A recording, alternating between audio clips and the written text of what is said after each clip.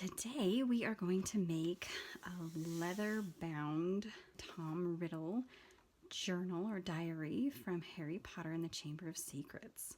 We're starting out with just a regular composition book that you can get at the dollar store. Before you begin, you're going to want to trace your cover onto 2 sheets of cardstock with a gold or silver pen and set them aside for later. We're going to use some Mod Podge or Elmer's glue mixed with water to the right consistency. These are just foam brushes that I also get from the dollar store, but you can get them just about anywhere, any craft supply place. If you notice that there's a little bit of water on the brush, I like to get them damp before I use them. That way it doesn't soak up so much of the glue or the paint. We're going to just take a good amount and paint this Mod Podge right onto the front cover. And don't be shy about it, because you're going to need that paper to stay down tight. And I'm using craft paper torn up into some smaller pieces here. And as I lay it down, you kind of see that I'm crinkling it up. You don't want it to be perfectly smooth. And when you get those wrinkles, just kind of fold them over with your fingers. And this is going to give it kind of a leather-bound look. You want to make sure that the glue is nice and wet. Otherwise, you're not going to be able to move it very well. You want to make sure those wrinkles are really stuck down as well.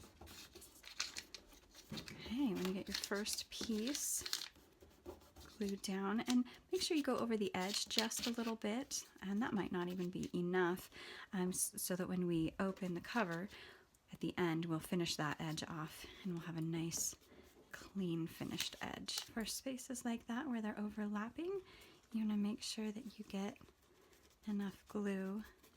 And don't worry about being clean. This is not, you don't have to worry about getting glue because we will be going over the top of it with some glue to seal it and give it a really nice finish. So you just want to make sure that your paper is stuck down really well. I keep going, filling in the pieces. This one's a larger piece to make sure that it can overlap over the edge much better than the first couple of pieces did. There was a little tear, but that's not a big deal. Just folded it over, pressed it down, and you won't even be able to tell. We've got a little piece in the corner that we're going to add, and just make sure it's all nice and wrinkly.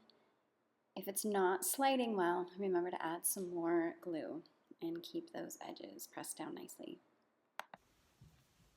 Okay, we still have wet glue, but that's all right. We will let it continue to dry and just work with it opened up like this.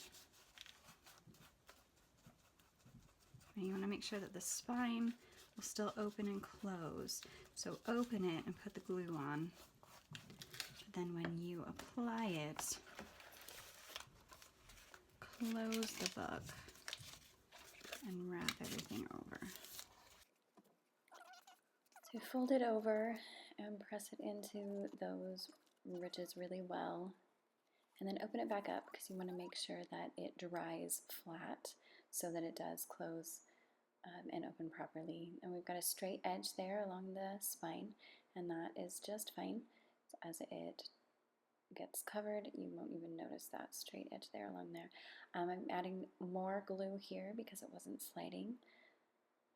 And it ripped a little bit, but that's okay. Again, just fold it over and keep wrinkling. A little more glue.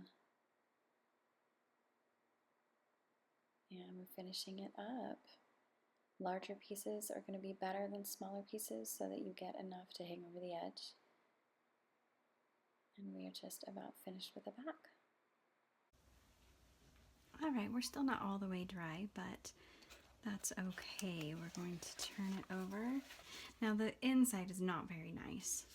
We want to cover that up because of the writing that's in there. So we'll just paint along the inside edge.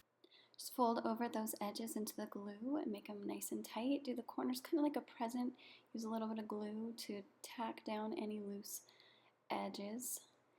And just keep going till you get all the way around. Okay, and then go ahead and paint on the whole back sheet. So we'll be adding our black cardstock. Go ahead and add glue to the inside front cover, to the entire thing, because now it's time to add the black cardstock. Okay, let's try lining this up again. All the way up near the binding. And that is a much nicer fit.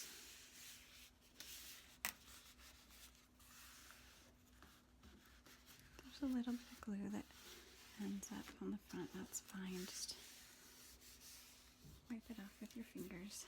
Okay, and we're going to do the same thing. The weight of the pages themselves will help keep it down. We're going to do the same thing on the other side. Okay.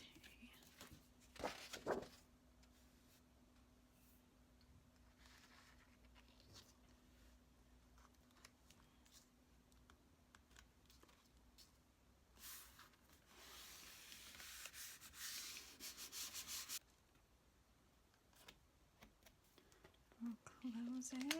See how our binding fared. It looks pretty good. And then lay it back out again. We do not need for the glue to dry completely before we take some craft paint and go over it. This is bittersweet chocolate. It's a dark brown. Just regular acrylic craft paint. You can find it just about anywhere. And I'm just going to go through and kind of paint more of a dry brush technique. Paint it so that the tops of the wrinkles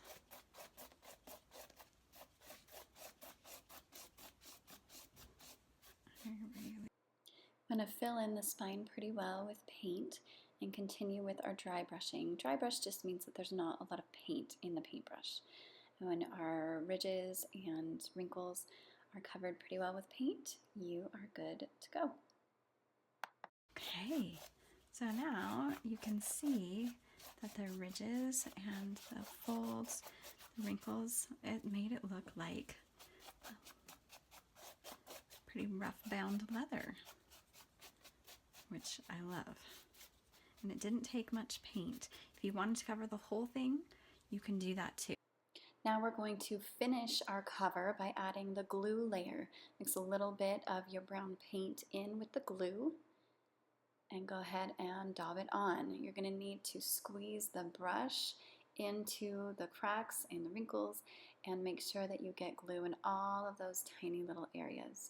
And it takes quite a bit of pressing, and that's why the foam brushes are perfect for this project. And just keep going. If you find that it's lighter than you'd like it to be, you can go ahead and add a little bit more paint and just do all sides until there's no dry spots left. If there's any areas with a lot of glue, you're going to want to smooth those down because those bubbles will stay as they dry. So just smooth out those bubbles and then let it dry. I hung mine over a flap on a cardboard box to let them dry completely, and then I have a perfect journal to use with my quill and ink to record all of my thoughts and dreams. Thank you for watching.